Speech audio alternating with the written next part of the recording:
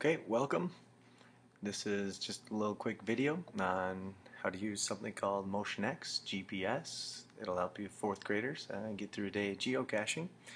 So I'm just going to click on this. Now this is my iPhone. You guys will be using it on the iPad, maybe iPods, possibly even some iPhones too. So it'll look something like this. You can see the app is right here, just MotionX GPS. If I click on it, this is going to be kind of what you see. This would be your general search wheel. Got a map that you can just kind of click on and see. You can see I'm kind of filming from home here in Johnson Creek. You've got a menu. If I hit that button, you're just going to see all these pop up. You've got your compass, which is pretty important for us. You've got your map, which is pretty important for us.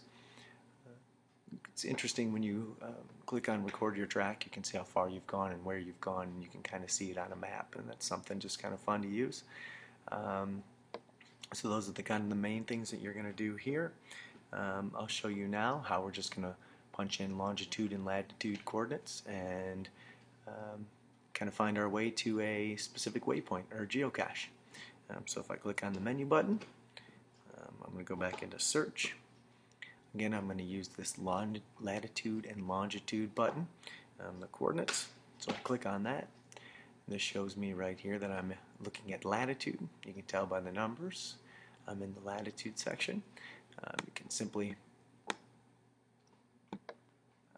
kind of scroll up and down right here with your finger, just kind of changing the numbers as you need to when you get the numbers to what you want to.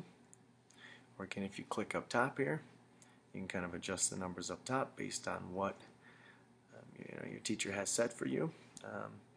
Again, you can click done, and then I can click on the longitude button. And when I click on the longitude button, it's just going to take me to those negative numbers, so you don't have to do anything with the negative numbers. Again, this is just going to be the number you're focused on changing. So you can just go ahead and click on that. And again, you might just enter in those numbers. Now you've got that set. And then really what you just need to do now is you're just going to start navigation. Now I just chose these numbers randomly, so we don't really know where it's going to pop up. And yes, I want to go to that waypoint instead. And you can see that's where I am. You can kind of see a long green line out here, and it's kind of pointing out to where it is sending me, and that's not necessary really to know where it is sending me.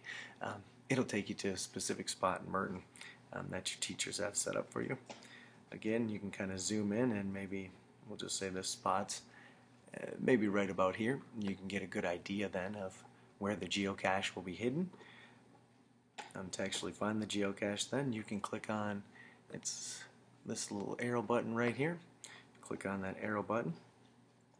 That will actually start your navigation, and you can go ahead and you can hit search and go to the map. I apologize. You can go to the compass feature under menu. Now again, the numbers that I punched in, it'll show you right here are about 33 miles away. You guys won't see numbers like that. What's important to know is this is where the geocache is. You'll see it's towards the east. You should be traveling at about 84 degrees, and right now I am not pointed in that area, so I'm going to have to turn my phone so it's pointed towards the east. Not quite there yet. Again, I'm just going to try to line that up. So I've got now at about 85. I want to be at about 84, and I'm going to have to walk where my phone is pointing, about 33.28 miles, and obviously as I walk it'll kind of adjust and it'll change, and that'll get you there. So again, I'm just going to twist this around. I could go back and look at it on a map as I get closer, and then again by clicking menu and then by clicking on the compass, it takes me back to this feature. That'll get you through a day of geocaching. Again, just remember, when you get to the next set of latitude and longitude coordinates, you're just going to click on that latitude and longitude button.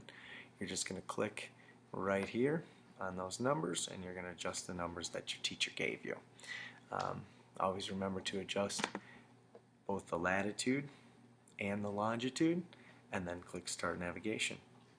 Okay, and then that'll kind of get you there.